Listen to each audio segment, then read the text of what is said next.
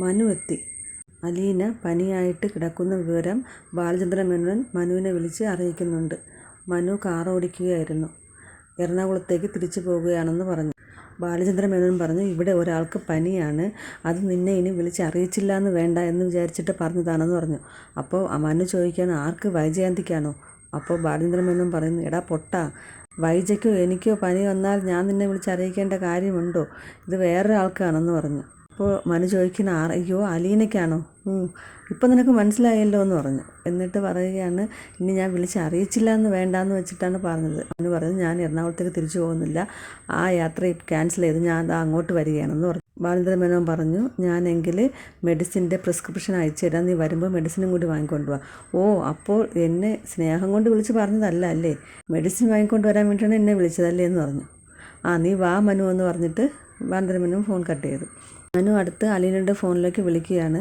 അപ്പോൾ രോഹിത്താണ് ഫോൺ എടുത്തത്. അലീന എവിടെയെന്ന് ചോദിച്ചപ്പോൾ രോഹിത്ത് പറഞ്ഞു, ചേച്ചി നല്ല ഉറക്കമാണ്, നല്ല ക്ഷീണമുണ്ട് എന്ന് പറഞ്ഞു. ഞാൻ അങ്ങോട്ട് വരികയാണെന്ന് മനു പറഞ്ഞു. മെഡിസിനും കൂടി വാങ്ങിക്കൊണ്ട് വരാം, അങ്കിൾ എനിക്ക് പ്രിസ്ക്രിപ്ഷൻ അയച്ചു തന്നിട്ടുണ്ടെന്ന് പറഞ്ഞു. അടുത്ത് മനു വീട്ടിലേക്ക് വരികയാണ്. ഒരു കവറും കൂടി ഉണ്ടായിരുന്നു. രോഹിത്തിൻ്റെ കയ്യിൽ കൊടുത്തിട്ട് പറഞ്ഞു, മെഡിസിനാണെന്ന് പറഞ്ഞു. രോഹിത്ത് കളിയാക്കി ചോദിക്കാണ്, മെഡിസിൻ എക്സ്ട്രാ വാങ്ങിയോ, നല്ല വെയിറ്റ് ഉണ്ടല്ലോ. മനു പറഞ്ഞു, പോടാ കളിയാക്കാതെ എന്ന് പറഞ്ഞു. അകത്തേക്ക് കയറിയിട്ട് മനു രോഹിത്തിനോട് ചോദിക്കുകയാണ്, ഇപ്പോൾ നിനക്ക് എങ്ങനെയുണ്ട്, നീ ഓക്കെ അല്ലേ എന്ന് ചോദിച്ചു. അതെന്താ മനുവേട്ട അങ്ങനെ ചോദിച്ചു? അല്ല, ഞാൻ മുമ്പ് കണ്ടപ്പോൾ നീ ഒരുമാതിരി ഇരിക്കുകയായിരുന്നു, ജീവനില്ലാത്തതുപോലെ അല്ലേ മനുവേട്ട? അതേ എന്ന് പറഞ്ഞപ്പോൾ പറയാണ്, എനിക്ക് ജീവനും ജീവിതവും ഒന്നും ഇല്ലായിരുന്നു, എല്ലാം തിരിച്ചു തന്നത് അലീന ചേച്ചിയാണ്, ഇപ്പോൾ ഞാൻ പിച്ച വെച്ച് നടന്നു തുടങ്ങുന്നതേ ഉള്ളൂ എന്ന് പറഞ്ഞു. മനുവിനോടും രോഹിത്ത് സോറി പറയുകയാണ്. മനു അവനെ ചേർത്ത് പിടിച്ചിട്ട് പറയണം, അതൊന്നും സാരമില്ലടാ, അതൊക്കെ പോട്ടെ, നീ എനിക്ക് എൻ്റെ ഹരിയെപ്പോലെയല്ലേ, ഹരിയും നിന്നെപ്പോലെ നല്ല മനുഷ്യനായി തിരിച്ചു വരുമെന്നാണ് ഞാൻ പ്രതീക്ഷിക്കുന്നതെന്ന് പറഞ്ഞിട്ട് അവരൊരുമിച്ച് അലീനയുടെ അടുത്തേക്ക് പോവുകയാണ്.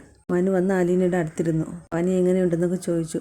അപ്പോൾ മനുവായിട്ട് ഇവിടെ ഉണ്ടായിരുന്നെന്ന് ചോദിച്ചപ്പോൾ മനു പറഞ്ഞു, ഞാൻ എറണാകുളത്തേക്ക് പോവുകയായിരുന്നു, അലീനയ്ക്ക് പനിയായതുകൊണ്ട് കാണാൻ വേണ്ടി തിരിച്ചു വന്നതാണ്, ആ യാത്ര ക്യാൻസൽ ചെയ്തു. എനിക്ക് വേണ്ടി മാത്രം വന്നതാണോ എന്ന് ചോദിച്ചു. അതേന്ന് മനു പറഞ്ഞിട്ടിരിക്കുകയാണ്. എന്നിട്ട് നിന്നെ ഇപ്പോൾ ഇവിടെ നോക്കാൻ ആരൊക്കെ ഉണ്ടെന്ന് ചോദിച്ചപ്പോൾ അലീന പറയുകയാണ്, ഇപ്പോൾ എനിക്ക് എല്ലാവരും ഉണ്ട്, എന്നെ നോക്കാൻ വേണ്ടി എല്ലാവരും കൂടി മത്സരിക്കുകയാണ്, അച്ഛനുണ്ട്, കൃഷ്ണമോളുണ്ട്, ബബിതയുണ്ട്, രോഹിത്തുണ്ട്. ഇപ്പോൾ നിനക്ക് സന്തോഷമായില്ലെന്ന് വെച്ചപ്പോൾ അലീന, സ്നേഹം കൊടുത്താൽ തിരിച്ചു കിട്ടും മനുവേട്ട. മനു പറയുകയാണ്, അത് ശരിയാ, ഞാനും കൊടുക്കുന്നുണ്ട്, പക്ഷെ തിരിച്ചു കിട്ടുന്നില്ല, ഒരു പരാതിയാണല്ലോ എന്ന് പറഞ്ഞപ്പോൾ മനു, പരാതിയാണ്, പരിഭവമാണ്. അലീന പറയുകയാണ്, എല്ലാവരും എന്നെ സ്നേഹിക്കുന്നുണ്ട്, പക്ഷേ ഒരാൾ മാത്രം ഇല്ല, അത് വൈജയന്തി അല്ലേ എന്ന് മനു ചോദിക്കുന്നു.